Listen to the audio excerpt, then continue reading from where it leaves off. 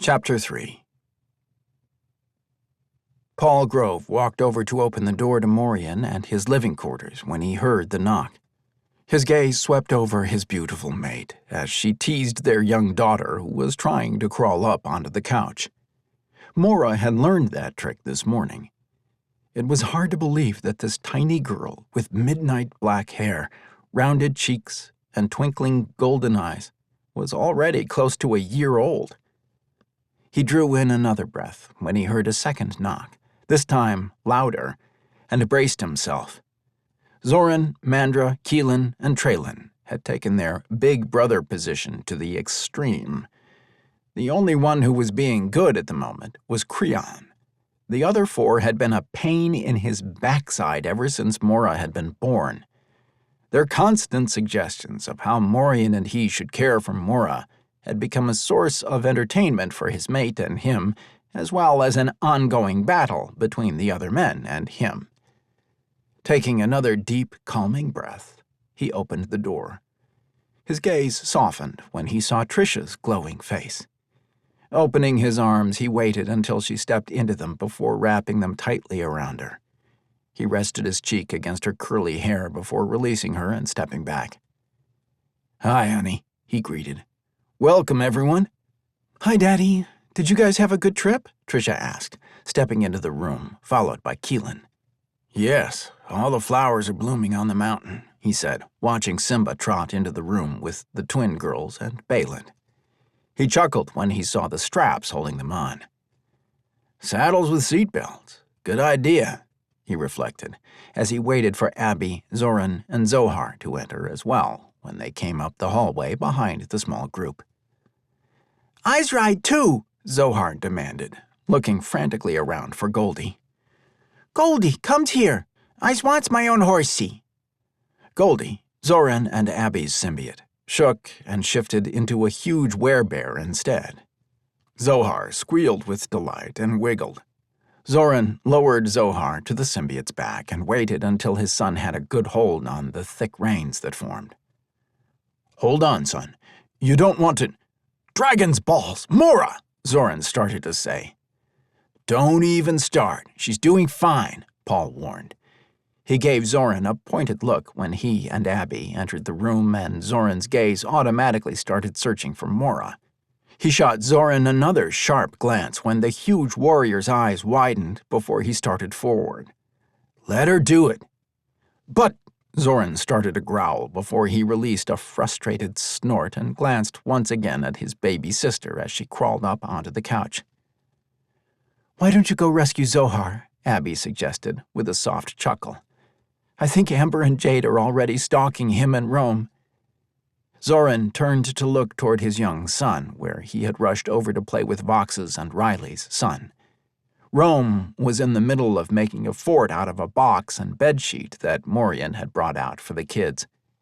Sure enough, the twins had circled around the furniture and were closing in on the boys.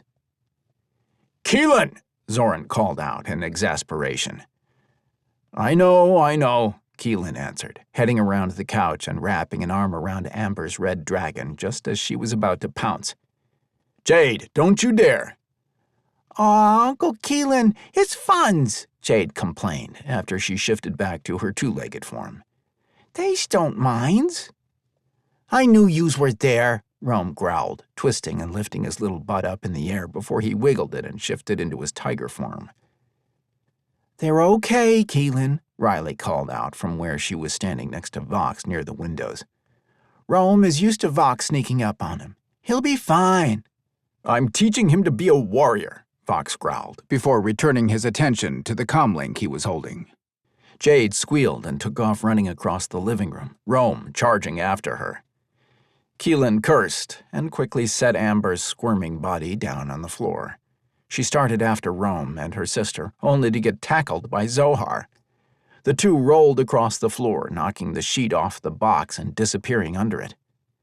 Zoran ran a hand down his face and shook his head.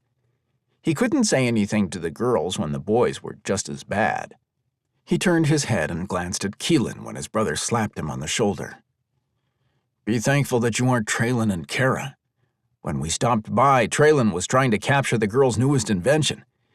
I have to admit they were pretty remarkable, Keelan muttered under his breath, watching in amusement as Vox paced back and forth in front of the window as Riley danced beside him, trying to keep her eyes on the communicator and Rome at the same time. Vox looks almost as tired as Traylon. It sounds like he is having separation anxiety, Zoran replied. He is, Mandris said with a grin.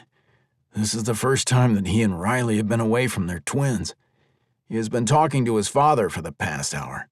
His mother finally gave up trying to console the poor cat. All three men chuckled.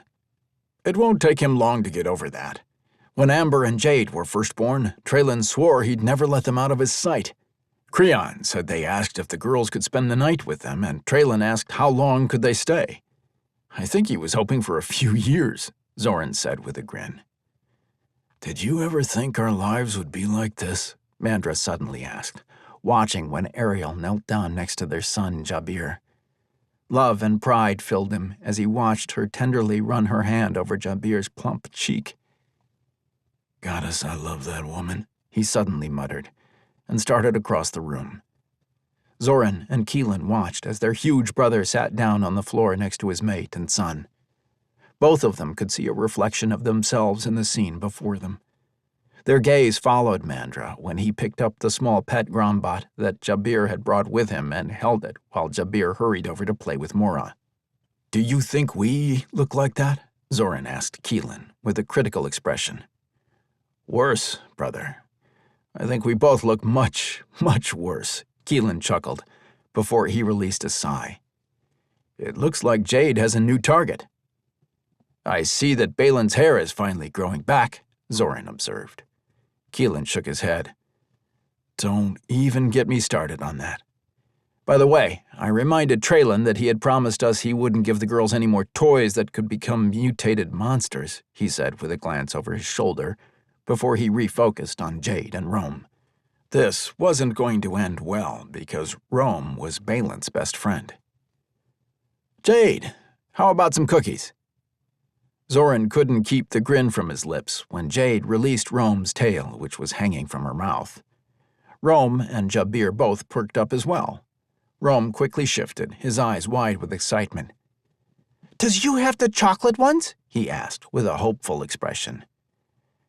I don't cares what kinds they are, Jade responded. It's gots to taste better than your tail. Milk too? Jabir asked. Keelan nodded. Milk and cookies it is, he replied, shooting a glance at Zoran. You get to find out where Amber and Zohar have disappeared to. Zoran groaned and glanced around the room. He turned when he heard Morah squeal. He chuckled deeply when he saw Amber, Zohar, and Abby playing peekaboo with his little sister. His throat tightened at the unexpected emotion. Once again, he thanked the goddess for leading him to Earth.